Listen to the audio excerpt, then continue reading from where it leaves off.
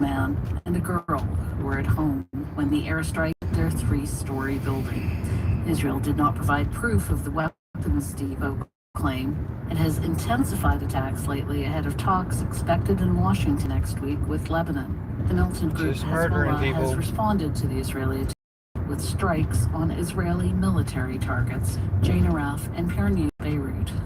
Tennessee this week became the first southern state to adopt a new congressional map as a result of the Supreme Court decision limiting the use of race when redrawing districts. That's drawn protests. And Virginia's Supreme Court knocked down a plan over go with the maps we got now and could have given beat them anyway. An edge. NPR's Don Gagne has more on what's at stake for voters. People still vote to express their level of dissatisfaction or satisfaction with elected officials. They'll vote their pocketbook, gas prices, health care, an unpopular against fascism, against racism, but if at the end of the day, one party to save democracy, in their favor, for humanity, that can act as a buffer on the kind of disapproval we're seeing now. So we got to have the stronger disapproval. NPR PBS Marist puts the president's disapproval at a record low number. NPR's Don Gagne record low. Won't tell you what that number is. A widespread hantavirus outbreak remains low. Though global officials have scrambled to keep the virus's spread contained. Here's Alana Weiss has more. CDC officials sought to temper concerns of another event like the debilitating COVID-19 pandemic. The current outbreak of the Andes strain of the hantavirus arose last month on a cruise ship. Just leave them out at sea, right? More than 24 Americans were on board the ship. 7 have already returned home. An additional 17 remain aboard the boat. The CDC said that the risk of infection to the American public is still low. The 17 Americans aboard the ship will eventually be sent to the University of Nebraska for monitoring. CDC officials insist that their time at the medical center is not a quarantine. Alana Wise, NPR News. Why isn't it a quarantine? What's wrong with the quarantine when you have a dangerous virus? Why is everybody so goddamn Trumpy? They want to kill people with viruses. The fiery former manager who led the Atlanta Braves to the 1995 World Series championship has died. Remember station WABE in Atlanta, Ellis Helmick. I don't know. I can't remember if he was any good or not. I seem to remember he wasn't. During his 29 years as a major league manager, Bobby Cox was ejected from more than 160 games, but that record didn't overshadow his success. He led the Braves to 14 straight division titles, 5 World Series appearances, and in 1995... I'll save Ukraine. Thank you. Nearly 2 decades later, long live Ukraine. To the Baseball Hall of Fame. In my wildest dreams, did I ever think this could happen? But I'm sure glad it did. Thank you. Born in Oklahoma in 1941 and raised in California, Cox's big league playing career lasted only a couple of seasons, but his 2,504 wins as manager, Minnesota, the 4th most in the history of the game. For NPR News, I'm Alex Helmick. So maybe there wasn't any controversy about him. One person was killed when a Frontier Airlines flight that was taken off from Denver International Airport last night hit him on the runway. The airport says the person scaled a perimeter fence and ran out onto the runway. Passengers evacuated the plane after an engine caught fire. Some passengers say the cabin was filled with smoke, making it hard to breathe. The National Transportation Safety Board is investigating. There's no word on a motive. Transportation Secretary Sean Duffy says no one should trespass at an airport. I'm Janine Herbst, NPR News in Washington. Support for NPR comes from NPR stations. Other contributors include Luminescence Foundation. Luminescence Foundation is dedicated to sharing light too, like there was more than one person focused on Alzheimer's and Parkinson's diseases and supporting land conservation initiatives. This is NPR. Support comes from Cobold, creator of Viola. Homes located in North Boulder, near Wonderland Lake and miles of Boulder County trails, walkable to shops and restaurants. Learn more at cobolco.com. Support comes from Safeway, celebrating Mother's Day with fresh cut fruits and baked goods for brunch, and offering fresh bouquets, cards, and more to celebrate Mom. Learn more at safeway.com. Hey everyone, you're listening to Code Switch. the show about race and identity from NPR. I'm B.A. Parker. And I'm Gene W. So Parker, what are you doing for Mother's Day? You like typical mom coming to New York stuff. Okay. Like bougie brunch and ugly show.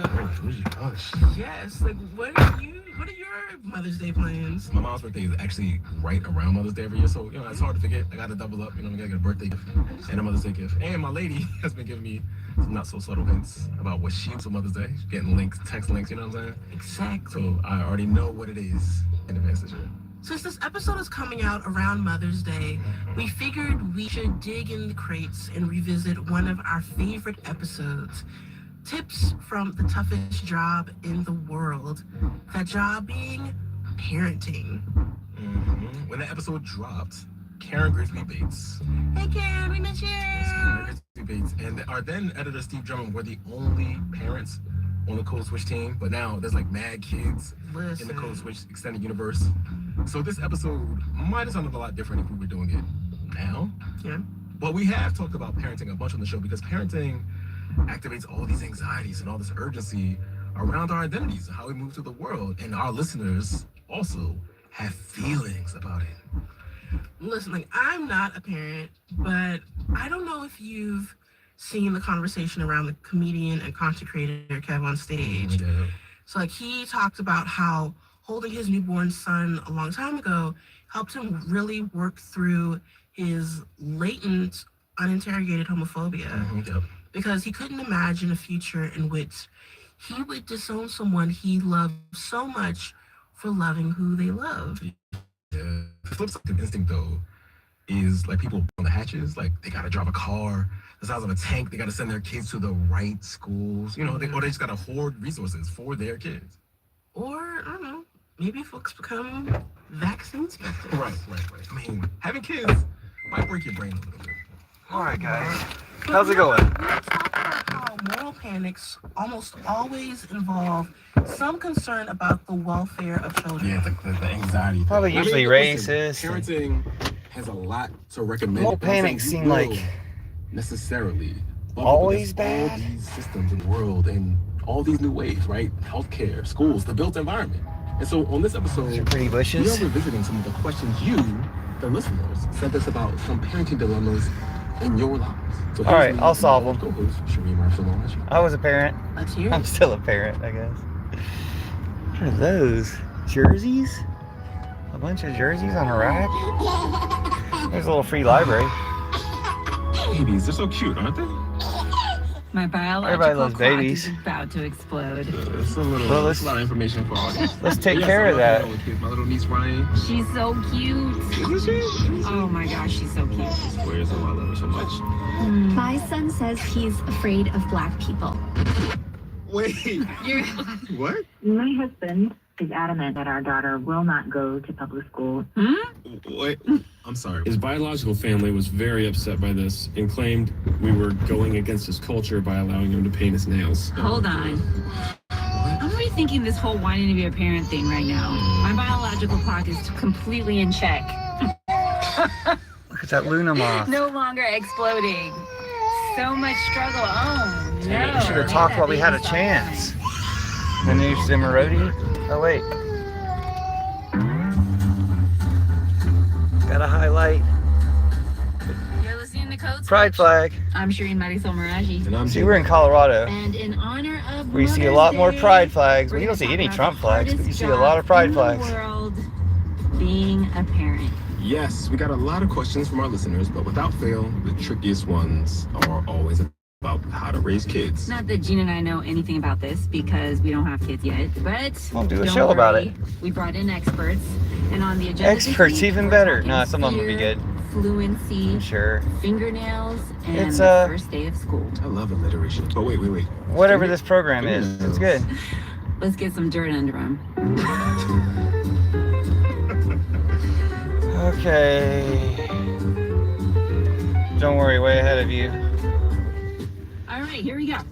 Our first question is from a white mother in Philadelphia who says her 12-year-old son, who's also white, is afraid of black people. Oh, here we go. Sounds like a you problem. Black coaches, though, karate instructors, teammates, classmates, teachers. Afraid of black people, isn't that what you call racism? But neither of us has friends of color that we see regularly. So it's often when he's on the playground near our house and sees a certain group of kids who are loud, gregarious, sometimes swearing, talking loudly, that he becomes frightened and then attributes it to black people in general. Those are only black people who are loud at the he park? asks if it's a black neighborhood. When we went to a new pool in Camden, he was afraid because most of the kids were black, even though he ended up having a lot of fun.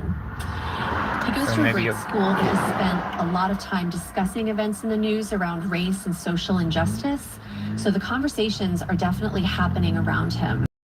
And I don't let his observations go unchallenged, but he's 12, so the more I talk, the less he listens.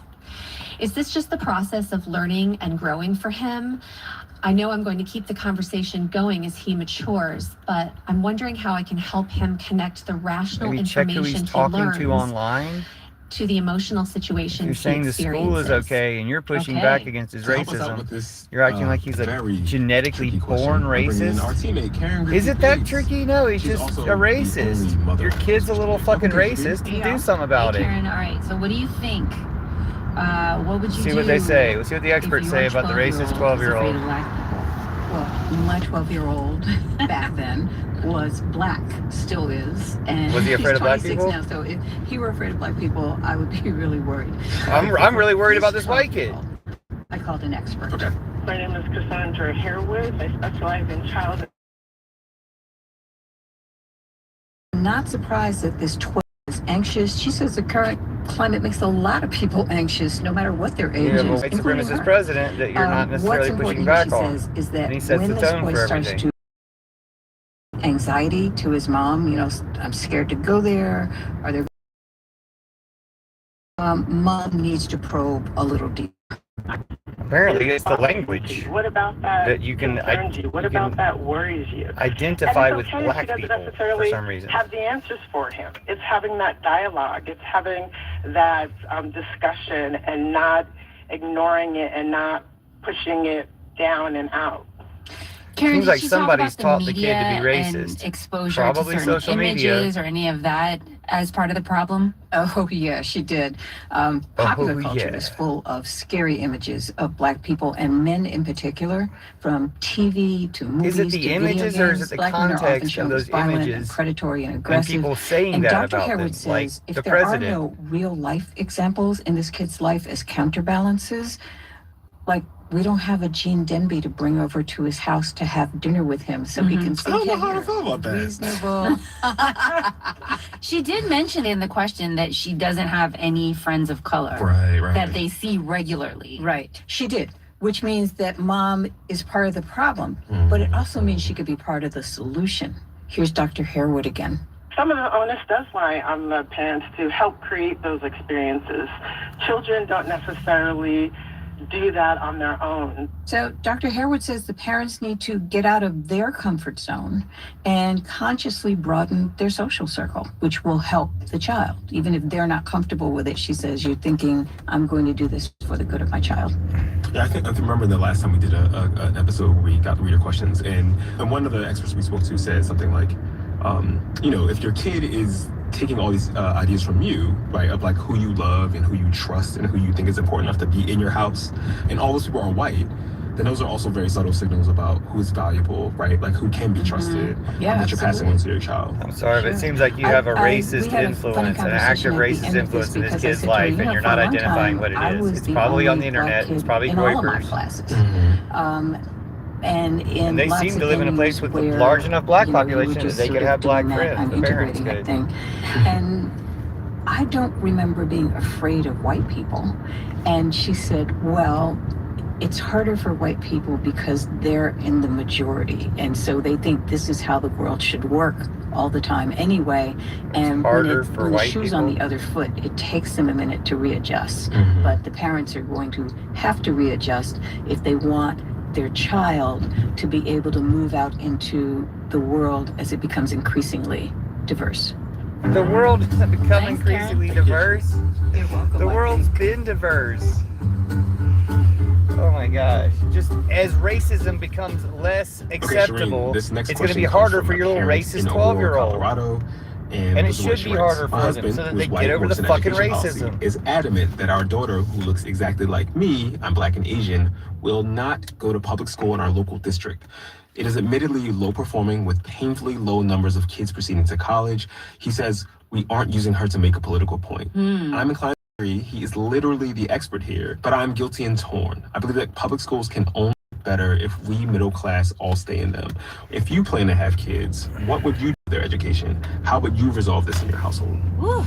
All right, Gene. Now a good time? Are we supposed to be answering this from Have our own good public education standpoint too? Let's punt on that a little bit. Okay. So I look at the Aurora school system. It's mostly POC, it's mostly Latinx kids, 55% Latinx, 90% Black. But yeah, this question is tricky as hell. So I tagged in an expert.